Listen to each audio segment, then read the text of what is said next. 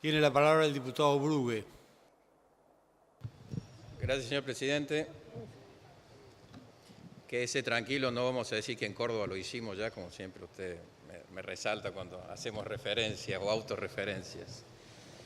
Pero sí comparto lo que acaba de decir el diputado Cosiner, de que efectivamente en el interior del país hay situaciones que no se reflejan, como se reflejan en la ciudad de Buenos Aires, que las autoridades provinciales, en coordinación con las asociaciones deportivas y las autoridades municipales, toman las medidas pertinentes para evitar los hechos de violencia.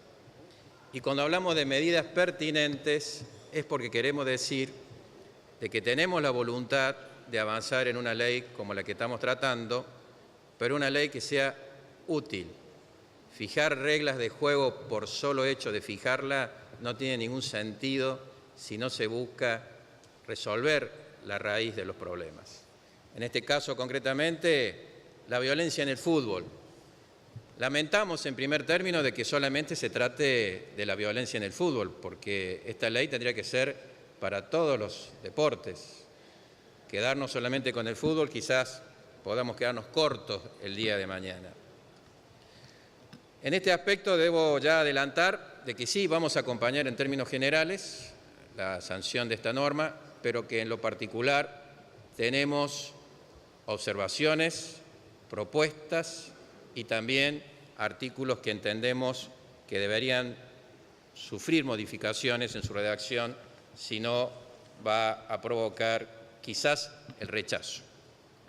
En las omisiones, esta ley, señor presidente, está desbalanceada, pone toda la responsabilidad en cabeza del Estado, en las fuerzas de seguridad, en la punición. Se están olvidando de lo que dan motivo a la existencia de la barra brava. La barra brava no existen por una generación espontánea, sino que existen porque hay un club que le da el carné, hay un club que lo reconoce, que le da espacio, que le da poder, que le da financiación. Sin la existencia de esos clubes, estimados diputados y diputadas, no existirían las barras bravas, serían delincuentes comunes sin cometer los delitos de los que estamos hablando.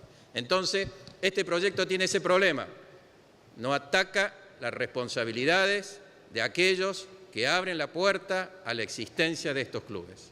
Por eso, en el proyecto de mi autoría, que acompaña todo el bloque Córdoba Federal, es que señalamos la necesidad de establecer, primero, mecanismos de prevención, exigiéndole a los clubes que tengan el código de conducta del hincha, en donde se van a establecer de qué manera se tiene que comportar el hincha en el estadio. No solamente es necesaria la infraestructura, que bien señaló recién el diputado Cosiner, sino también la posibilidad concreta de identificar a aquel hincha que está alterando el normal desarrollo de un evento deportivo.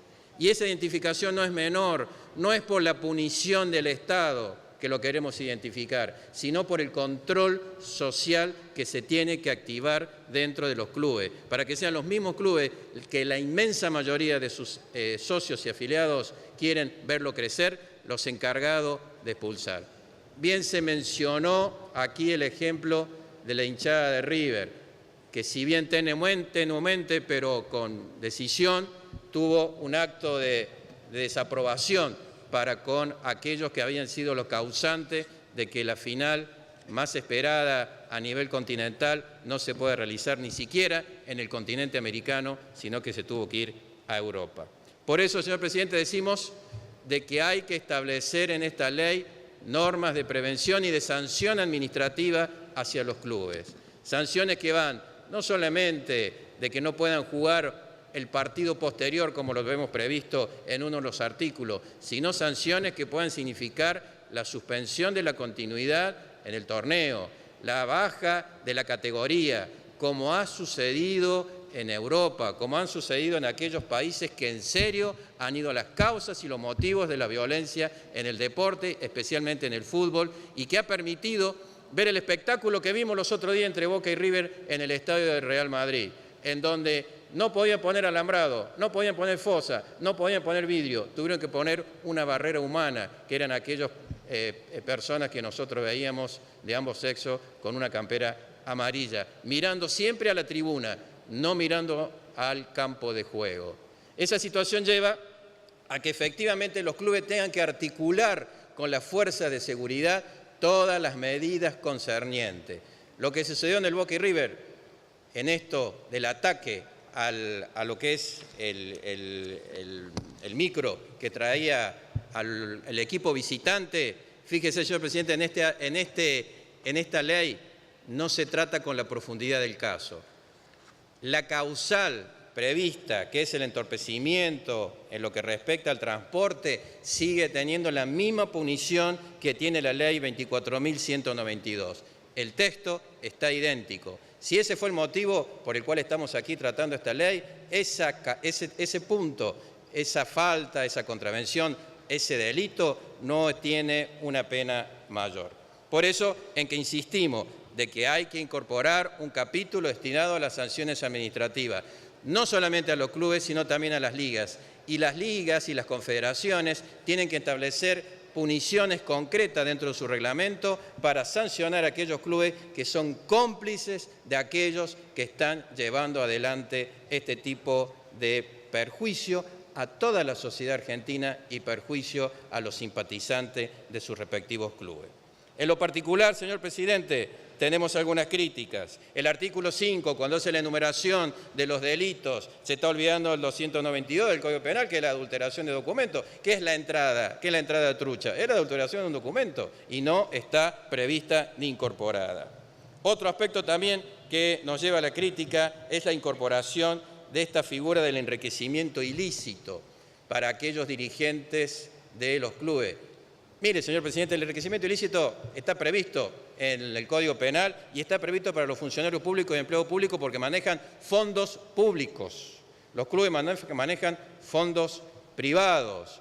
Incluirlo en esta figura me parece que es desvirtuar cuál es el sentido y la razón de ser por la cual nace este tipo penal.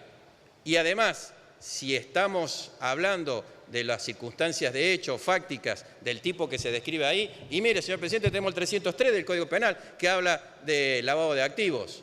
Aquel que no pueda justificar el origen de los fondos, está previsto el lavado de activos, que tiene una pena mayor, que tiene una pena de 3 a 10 años. Y aquí en el enriquecimiento estamos llevando de 2 a 6 años. Por eso, si queremos ir a fondo, tenemos que ser claros en establecer estos criterios que ya tiene el Código Penal. El otro aspecto, la figura de la avalancha, generar avalancha, no está conceptualizado lo que es la avalancha.